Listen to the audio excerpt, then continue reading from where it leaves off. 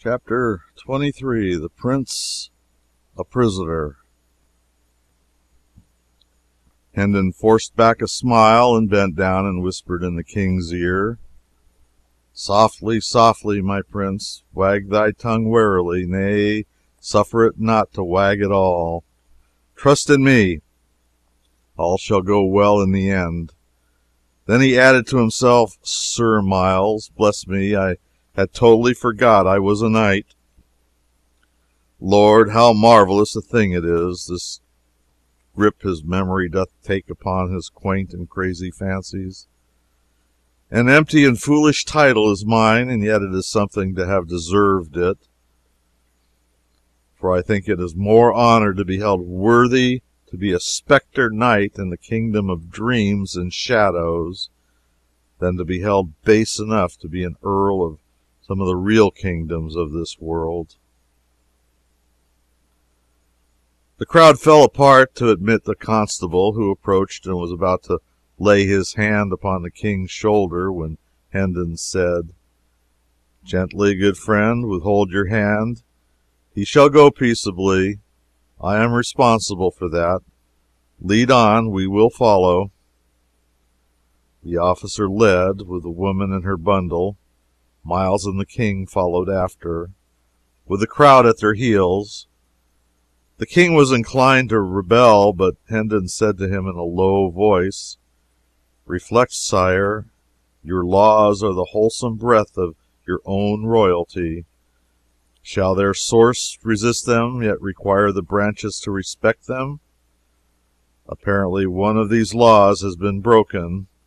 When the king is on his throne again, can it ever grieve him to remember that when he was seemingly a private person, he loyally sank the king in the citizen and submitted to its authority?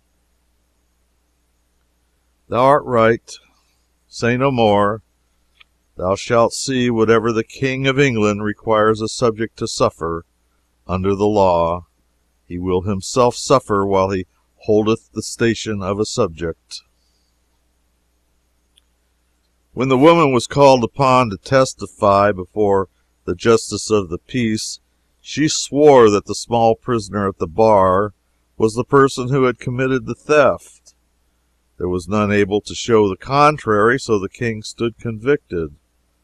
The bundle was now unrolled, and when the contents proved to be a plump little dressed pig, the judge looked troubled, while Hendon turned pale, and his body was thrilled with an electric shiver of dismay. But the king remained unmoved, protected by his ignorance. The judge meditated during an ominous pause, then turned to the woman with the question, "What dost thou hold this property to be worth?" The woman curtsied and replied, 3 shillings and 8pence, your worship. I could not abate a penny and set forth the value honestly." The judge glanced around uncomfortably upon the crowd, then nodded to the constable and said, "Clear the court and close the doors." It was done. None remained but the 2 officials, the accused, the accuser, and Miles Hendon. The latter was rigid and colorless, and on his forehead big drops of cold sweat gathered, broke, and blended together, and trickled down his face.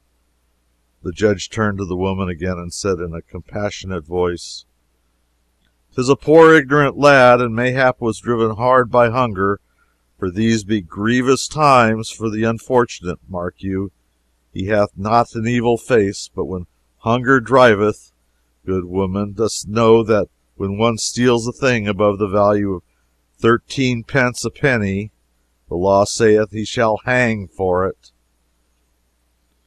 The little king started, wide-eyed with consternation, but controlled himself and held his peace.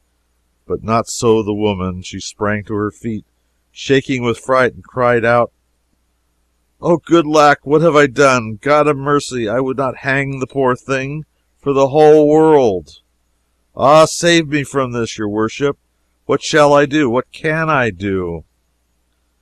The justice maintained his judicial composure and simply said, "Doubtless it is allowable to revise the value, since it is not writ upon the record."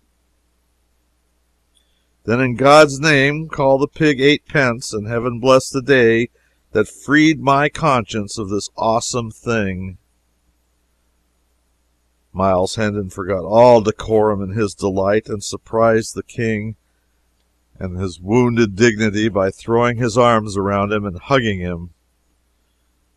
The woman made her grateful adieu and started away with her pig, and when the constable opened the door for her, he followed her out into the narrow hall. The judge proceeded to write in his record book. Hendon, always alert, thought he would like to know why the officer followed the woman out, so he slipped softly into the dusky hall and listened. He heard a conversation to this effect: "It is a fat pig, and promises good eating. I will buy it of thee here. Here's the 8 pence." "8 pence, indeed! Thou'lt do no such thing. It cost me 3 shillings and 8 pence, good honest coin of the last reign. That old Harry that's just dead never touched or tampered with. A fig for thy 8 pence! Stands the wind in that quarter?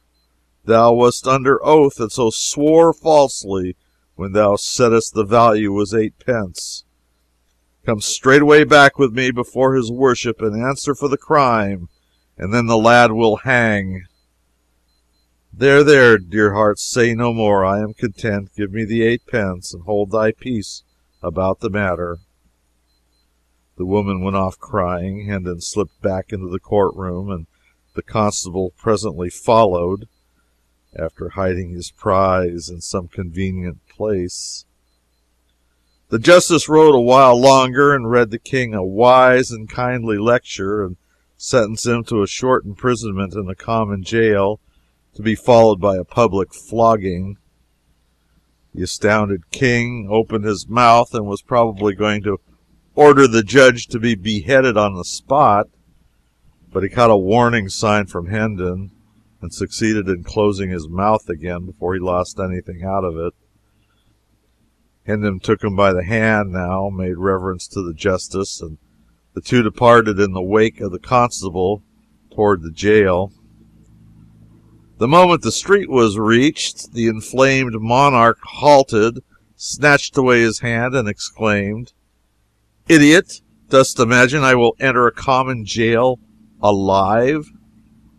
Hendon bent down and said somewhat sharply, "Will you trust in me? Peace, and forbear to worsen our chances with dangerous speech. What God wills will happen. Thou canst not hurry it. Thou canst not alter it. Therefore wait and be patient. 'Twill be time enough to rail and rejoice when what is to happen has happened."